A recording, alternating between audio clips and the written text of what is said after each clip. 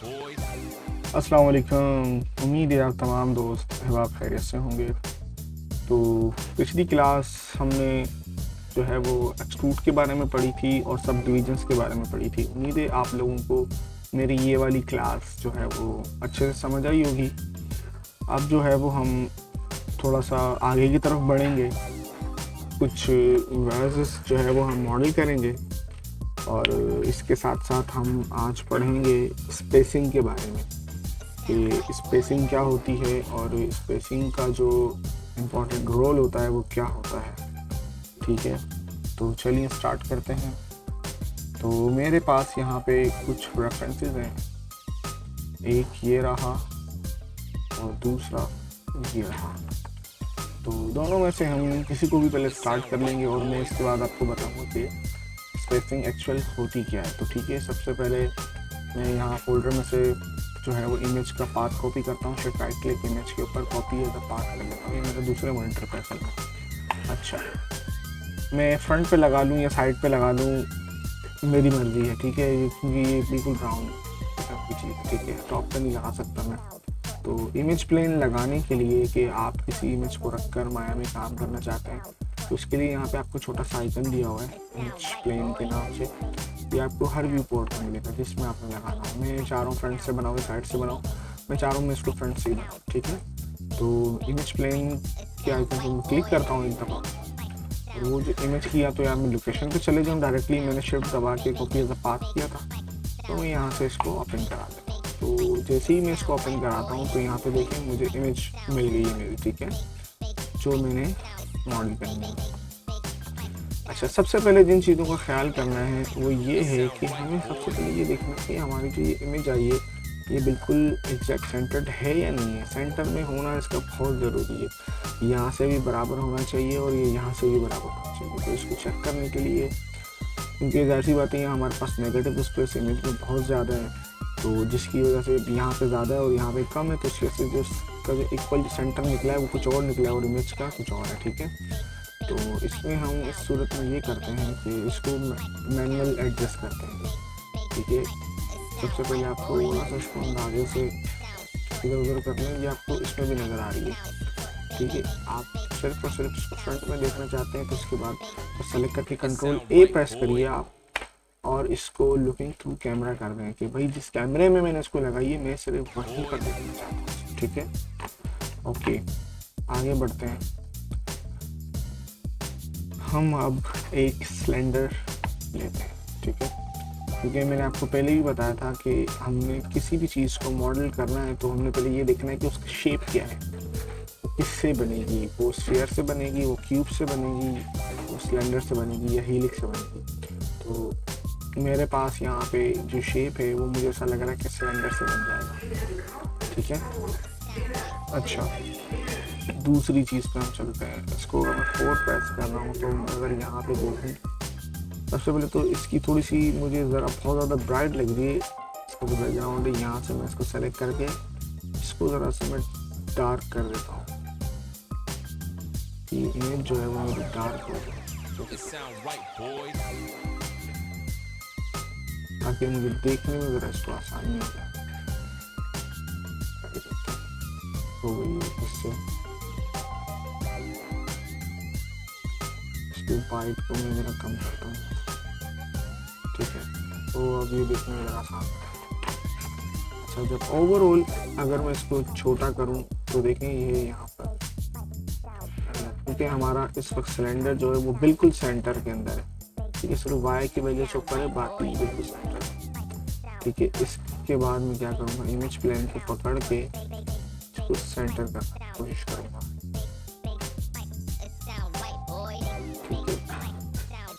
पे कर दिया। अब उसके बाद सिलेंडर को छोटा करके देता हूँ दोनों तरफ से, ऑलमोस्ट ये बराबर हो गया। इसका मतलब हमारा सिलेंडर इस वक्त ग्रिड के बिल्कुल सेंटर में आ गया। थोड़ा सा ये यहाँ पे क्योंकि इमेज ऐसी बात है, फोटो इसकी ली गई है कैमरे से, तो ये थोड़ा सा टेढ़ा आ रहा है। इसको हम सीधा कर सकते हैं, इसे ज़रूरत नहीं है। ठीक है, अच्छा, इसके बाद इसको आपने उठा के जो ग्रिड है, फ्लोर ग्रिड, इसको आपने इमेज को आप इसको इस तरफ रख लें बिल्कुल ग्रिड के ऊपर। ठीक है, यहाँ इसके बाद आपने क्या करना है, आपका जो सिलेंडर है उसको आपने नीचे करना है।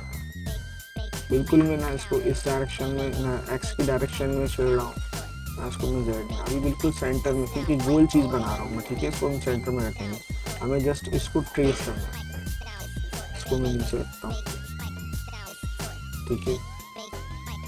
इसके बाद मैंने करना ये है, सारे ऊपर वाले फेसेस जो है, ये अब तरीका है ना अब अलग अलग, अगर आप सबको सिंगल सिंगल सेलेक्ट करना चाहते हैं और फिर डिलीट करें तो वो भी आपका मसला है। और अगर मैं ज़्यादातर कोशिश करता हूँ थोड़ा सा शॉर्टकट, इसको ड्रैग करके सेलेक्ट करके हम फोल्डर सेलेक्ट करते हैं डेस्कटॉप पे। फेस मोड में हूँ मैं, तो इस तरह कर दिया मैंने और कंट्रोल दबा के दोबारा इसको डीसेलेक्ट कर लिया, ठीक है। कभी भी आपको ज्योमेट्री अगर डिलीट करनी तो आप हमेशा फेस से रहकर डिलीट करेंगे, ठीक है, तो प्रॉपर जो है वो डिलीट हो जाएगा। अगर मैं वर्टेक्स मोड में आके इसको डिलीट करूँगा तो उसने डिलीट नहीं होना, ठीक है। और अगर मैं एज मोड के अंदर आके इसको डिलीट करता हूँ तो देखें पूरा ओवरऑल ख़राब हो जाता है, ठीक है। तो कोशिश करें कुछ भी ज्योमेट्री का कहीं से अगर आपको हटाना है, रिमूव करना, डिलीट करना, तो आप फेस मोड में जाकर इसको डिलीट कर दें, ठीक है। तो ये जो ऊपर वाले फेसेस थे ये मुझे नहीं चाहिए थे तो मैंने इसको रिमूव कर दिया, ठीक है। चलें अब यहाँ पर आते हैं। अच्छा, इसको मैं थोड़ा सा छोटा कर लेता हूँ, यहाँ पे इसकी बेस की जितनी हाइट है यहाँ पर मैंने 5 दी थी, ठीक है। अब इसी के साथ मैंने इसको सेंटर पॉइंट कर दिया और इसको बड़ा कर लीजिए। अब देखें यहाँ से आपको थोड़ा सा छोटा लग रहा है मेरा सिलेंडर, और वहाँ ऊपर से जो था वो बिल्कुल बराबर आ रहा था, तो इसका मतलब है कि ये इमेज जो है वो टेढ़ी है। तो आपने बिल्कुल ये ना टेंशन नहीं लेनी, इसको आपने बनाना, जस्ट आपने ट्रेस करना, ठीक है।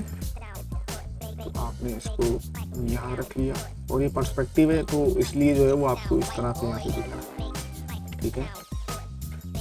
ये ना आपने एज पकड़नी है ऊपर की।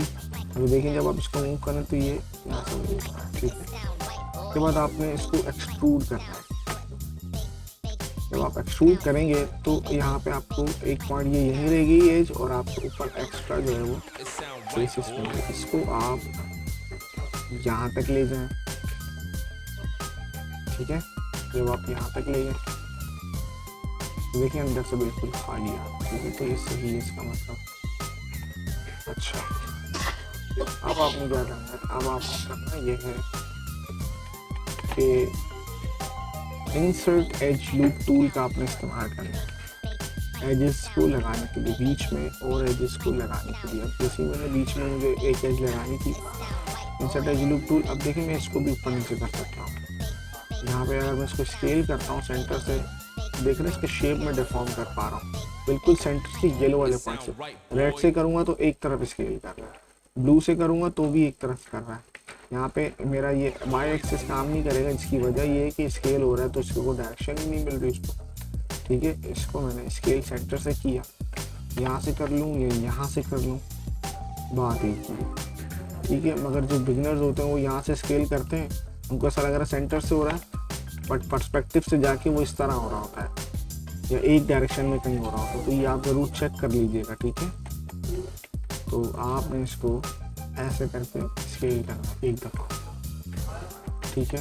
इसको आराम से शेप दिया। इसके बाद आपने सारे ऊपर वाले एजेस पकड़े, दोबारा से फ्रंट मोड में आ गए। इसके बाद इसको आप छोटा करते हैं। देखिए जब यहाँ से मैं सेंटर से बिल्कुल इक्वल स्केल कर रहा हूँ तो ये देखें इसके बिल्कुल बराबर आ रहा है। तो कभी भी आपको इस तरह परफेक्ट इमेज नहीं मिलेगी जो फोटोग्राफी है, तो माया आपको जो है ना 100% साइड व्यू दे रहा होता है, फ्रंट व्यू दे रहा होता है। तो आपका जब मॉस बन जाएगा तो ये बिल्कुल परफेक्ट बनेगा, ठीक है। अच्छा, इसके बाद मुझे ज़रूरत है यहाँ पे कुछ एडिट ऐड करने की। अगेन मैंने यहाँ पे इंसर्ट एज लूप टूल का इस्तेमाल करना है, ठीक है। इसके बाद वही इसको मैंने स्केल करना है, ठीक है। नहीं, आहिस्ता आहिस्ता ये शेप में आना शुरू हो जाएगा, ठीक है। अभी आपको ऐसा लग रहा होगा बहुत ही अजीब सा बन रहा है, मगर आगे जाके आपको पता चलेगा भी इसका क्या करना चाहिए, ठीक है। अच्छा, अब हमने एक और एज सेंटर से काम करना है, ठीक है। सेंटर में क्रिएट की, और आपने ध्यान रखना है, या तो आपने इधर को लेकर चलना है या तो आपने इस साइड को लेकर चलना है, एक हमेशा इस कंडीशन में। तो मैं ज़्यादा फोकस कर रहा हूँ इस तरफ, ठीक है। अच्छा, अब मुझे ऐसा लग रहा है कि यहाँ पे ज़रा इसको नीचे जाने की जरूरत है, स्केल कर दिया, ठीक है। थोड़ा सा स्केल इसको भी कर दिया, टच हो गई। अब एक और एज मुझे सेंटर में चाहिए, ठीक है। एक एज मैंने इंसर्ट एज टूल से यहाँ लगा दी और इसको मैंने स्केल कर दिया। देख रहे हैं यहाँ पे मेरे पास ये शेप आना शुरू हो रहा है, ठीक है। जब 3 प्रेस कर रहा हूँ तो ये बिल्कुल राउंड, ठीक है। अच्छा, अगेन मुझे यहाँ पे लूप पकड़ा मैंने इसका टॉप वाला, मुझे दोबारा ऊपर और मैश चाहिए, तो मैंने इसको एक्सट्रूड करके बिल्कुल यहाँ पर, ठीक है। फिर मैंने इसको स्केल किया, फिर मैं इसको एक्सट्रूड करके दोबारा यहाँ पर लेकर आया, मैंने इसको अगेन एक्सट्रूड कर दिया, ओह सॉरी स्केल। तो इसके बाद देखिए ये भी पर्सपेक्टिव की इमेज है, तो मैं एक लाइन को किसी को भी या तो इसको फॉलो कर दूँ या तो इसको, मैं चाह रहा हूँ कि मैं इसको करूँ, ठीक है, ये इस तरह से। अच्छा, अब ये क्या हुआ, ये हमारा बेसिक ब्लॉक हो गया, ठीक है। इसको कहते हैं बेसिक ब्लॉक, ये इसकी इमेज है।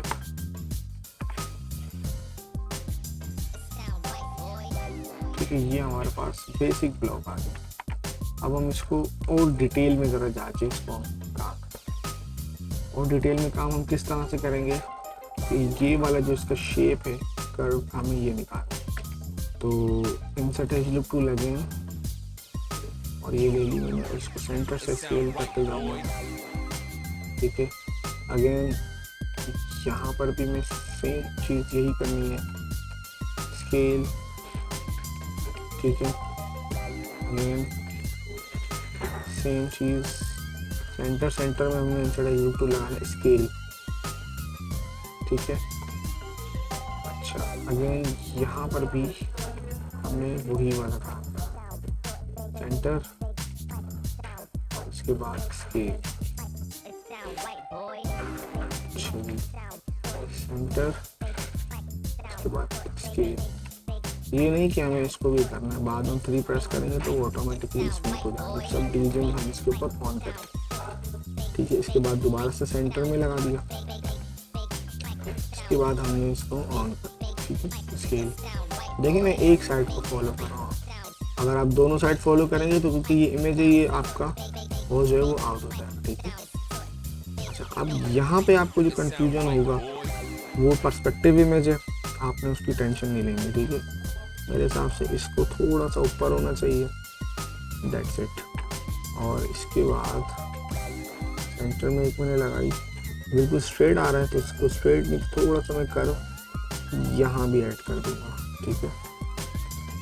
इसके बाद मैं यहाँ पे जब आऊँगा तो देखिए पर्सपेक्टिव में मेरा ये बॉस बन चुका है, पूरा मॉडल हो चुका है, ठीक है।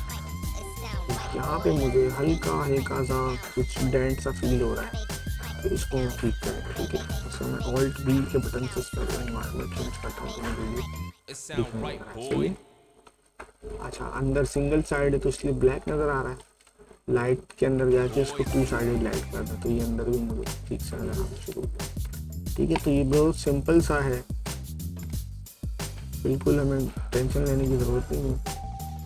इसके बाद हम इसके ऊपर हार्ड एजेस का काम करेंगे, वो भी अभी आपको मैं बताता हूँ, ठीक है। अच्छा, ये तो हमने ले लिया, इसको एक तरफ साइड में रखते, डुप्लीकेट कंट्रोल डी करके, ठीक है।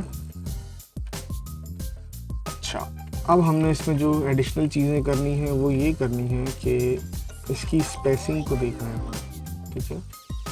इसकी स्पेसिंग जो है वो बराबर नहीं है। अब मैं आपको बताता हूँ कि स्पेसिंग क्या होती है। अब अगर मैं इसको एक तरफ करता हूँ, एक और डुप्लीकेट लेता हूँ, फॉर एग्जांपल आपके जब आप बनाने बैठेंगे तो अभी इसको ना जल्दी से ज़रा ख़राब कर देता हूँ, तो होगा वैसा ही, शेप भी वही होगा, मगर आपको मैं बताऊंगा कि जो स्पेसिंग की क्लासेस हैं वो हम क्यों ले रहे हैं।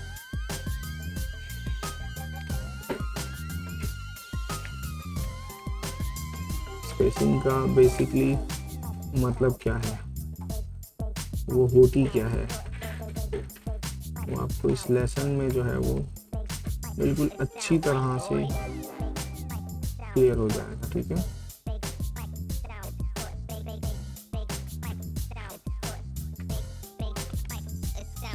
तो अब हम कंपेयर कर लेते हैं ज़रा। तो हम कंपेयर किस तरह करेंगे, वायर फ्रेम हम यहाँ से ऑन कर लेंगे। ठीक है, अब जब मैं इस वाले मॉडल को और इस वाले मॉडल को एक साथ रख रहा हूँ तो देखें दिखने में खूबसूरत कौन सा लग रहा है। हालांकि अगर शेप की अगर मैं बात करूँ तो दोनों का एक ही शेप है। ठीक है, शेप में कोई इशू नहीं है। अगर मैं बात करूं कि यार खूबसूरत कौन सा लग रहा है तो डेफिनेटली ये वाला लग रहा है।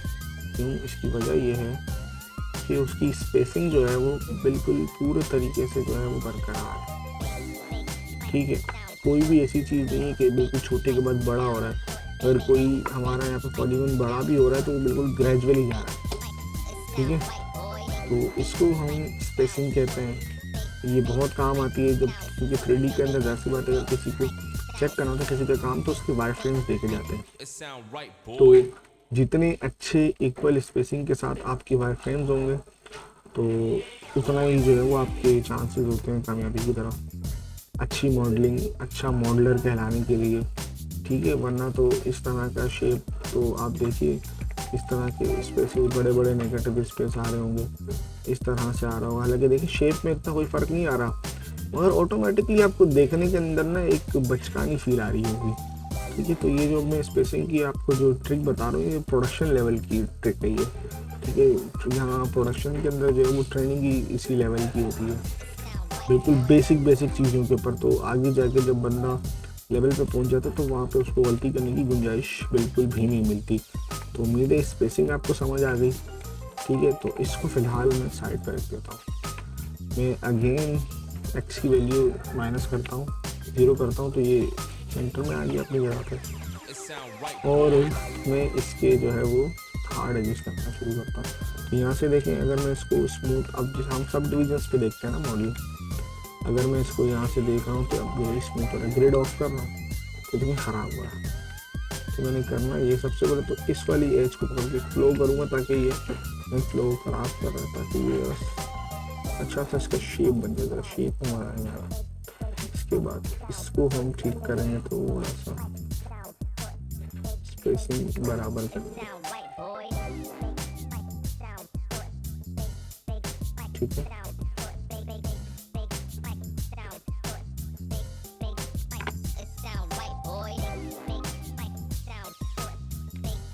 ठीक है, तो इसके बाद जाहिर है वही आपको पिछली बार मैंने बताया था हार्ड एजेस लगाने के लिए एक हम यहाँ पे लगाएंगे, एक हम यहाँ पर लगाएंगे। जब मैं प्रेस करता हूँ 3 तो आप देखिए यहाँ पे एक लाइन आ गई। अगेन यहाँ पे नीचे भी मुझे हार्ड चाहिए तो मैंने एक यहाँ पर लगाई। अब यहाँ लगा रहा हूँ तो नहीं लग रही है क्योंकि यहाँ पे ट्राई है। इसको करने के लिए आपको सारे फेसेस सेलेक्ट करने पड़ेंगे। अब जैसे व्हाटएवर आप करते हैं, एक तो इस तरह होता है बिगिनर्स लेवल के लोग इस तरह सेलेक्ट करते हैं। मैं इस तरह करता हूँ कि एक वर्टेक्स पकड़ा और इसको directly control right click face to face directly select हुआ। ठीक है, और इसको मैं सिर्फ राइट क्लिक करके एक्सट्रूड कर दूँगा। इसको क्लिक करके स्केल वाले पे या तो स्केल का बटन दबा के इसको सेंटर में ला के यहाँ से सेंटर में लिया और इसको मैं एक्सट्रूड कर देता हूँ। तो समझे वही हार्ड है, यहाँ पे भी एक आ गई। इसके बाद आप देखें इस पर लग रहा है कि कोई चीज़ बन गई। ठीक है, अच्छा इसके बाद हम एक और चीज़ करते हैं। फॉर एग्जांपल मुझे यहाँ पे नीचे एक सपोर्ट देनी है। अब नीचे मुझे नहीं पता, चश पे डाल देते हैं। तो उसी तरह से सेलेक्ट किया मैंने। उसके बाद एक्सट्रूड स्केल अंदर एक्सट्रूड कर दिया एक दफ़ा। वो देखिए लाइन वहीं के वहीं है। एक्सट्रूड करना इसलिए ज़रूरी है, डायरेक्ट स्केल नहीं कर सकते। उसके बाद एक और दफ़ा एक्सट्रूड किया, इसको अंदर डाल दिया मैंने। सर अमूमन ये होता है ना, ठीक है, ये कर दिया। उसके बाद एक एक्सट्रूड करके मैंने अंदर यहाँ पे हार्ड एज लगा दी। इसके बाद मैंने यहीं से ये लगा दी और इंसर्ट एज लूप टूल में शिफ्ट राइट क्लिक से ले आ रहा हूँ। सही है, ऑब्जेक्ट मोड में आके shift right click insert as loop tool. तो यहाँ पे देखेंगे पेज बन गई इसकी, ठीक है। अगर मैं उसका वायर फ्रेम देखूँ तो आप देखें कितनी सफाई के साथ आ रही है। तो ये स्पेसिंग का जो है ना हमने बहुत ही ज़्यादा ख्याल रखा है, ठीक है, इसमें हमें भंड नहीं मारने। अच्छा, अब आते हैं हम इसके ऊपर वाले पार्ट पे। थोड़ा सा ये राउंड भी बना हुआ है। अच्छा, एक तो तरीका इसका ये है कि मैं इसको डुप्लीकेट लूँ और डायरेक्टली इसको सब पे चीज़ पकड़ूँ और इस पर मैं एक एक्सट्रूड अप्लाई करूँ। तो ये डायरेक्टली जो है वो डबल हो गया, ठीक है। अब डबल हो गया तो इसको किस तरह से करते हैं कि एक एज मैंने यहाँ लगाई, ठीक है, और एक एज मैंने यहाँ लगा दी ऑटोमेटिक, ठीक है। यहाँ पे ये मेरे पास शेप आ गया, सफाई से आ रहा है। इसके बाद एक आधी एज को मैं यहाँ लगा दूंगा, थोड़ी सी दूर करके ज़रा स्मूथ आ जाए मेरे पास, ठीक है। एक दो तरीका ये है जो हम इस्तेमाल करते हैं। प्रोडक्शन में हम क्या करते हैं, इस तरह से इस्तेमाल नहीं करते इसको। वो कुछ इस तरह से होता है कि इसको लिया हमने, शूट किया, हल्का सा ऊपर निकाला, ठीक है, फिर इसको लिया यहाँ से, फिर इसको अंदर कर दिया जितना हमें चाहिए, फिर और स्केल किया, स्केल करके इसको अंदर। अब देखेंगे ये टच हो रहा है, टच से पहले हमने इसको रोक दिया यहाँ पे और अगेन इसको शूट किया, अंदर ले गए और देन इसके बाद हम इसको स्ट्रेट नीचे ले जाते हैं, ठीक है। तो ज़्यादा एक्सट्रूड भी नहीं करना पड़ा, ये आपको कहानी बाद में समझ आएगी कि इस तरह से क्यों कराया जाता है प्रोडक्शन में, ठीक है। देखिए मेरे पास यहाँ पे मैंने इसको ये कर दिया। यहाँ पे मेरे पास ऑप्शन है कि मैं इसमें शश डाल दूँ, ठीक है। तो वही हो गया, ये ज़रा हार्ड है, अगर मैं एक यहाँ पे लगा दूंगा तो इसमें भी हार्ड हो जाना है, ठीक है। बाहर निकालना है, जो भी करना है व्हाटएवर मैं सब कुछ कर सकता हूँ, ठीक है। सेच को अगर मैं अंदर कर देता हूँ तो सेम इसमें इसी की तरह आना, ठीक है। तो शशके जो है वो हाथ में है, क्या करना है, मगर उम्मीद है आपको जो है ये स्पेसिंग वाला जो चक्कर है ये समझ आ गया हो। तो देखें ये अनइवन स्पेसिंग के साथ आप देख लें मॉडल कैसा लगता है, और ये आप स्पेसिंग के साथ देख लें, ठीक है, चीज़ आपके सामने ये जब, और इसको अगर मैं यहाँ लाता हूँ तो ये समझिए हमारा बेसिक ब्लॉक जो था, जो हमने पहले बनाया था बेसिक ब्लॉक और फाइनल वाले में देखें कोई ज़्यादा फ़र्क नहीं है। यहाँ पे सब डिविजन्स नहीं है, मतलब हार्ड एजेस नहीं लगाया मैंने यहाँ पर, तो इसके वजह से इसको स्मूथ करने पे इसका शेप इस तरह से हो रहा है। यहाँ मैंने हार्ड एजेस ऐड किए, वो आपके सामने ऐड किए, स्मूथ करके भी किए और इंसर्ट एज लूप टूल से भी किए। तो आपको ये बहुत समझ आया है, तो कोशिश करें कि प्रैक्टिस करें वॉश की, ज़्यादा से ज़्यादा करें, अलग अलग शेप्स लें। मैंने यहाँ पे 2 वॉल बनाए थे, मतलब 2 डाउनलोड किए थे, ये भी किया था। बिल्कुल सिंपल है समझाने के लिए, इससे कॉम्प्लेक्स भी हम ले सकते थे, मगर बात वही है कि समझ नहीं आएगा तो कोई फ़ायदा नहीं है, ठीक है। बिल्कुल बेसिक क्लासेस हैं, आप इस पर काम करें और जो है वो आहिस्ते आहिस्ते जो है वो हम आगे बढ़ेंगे।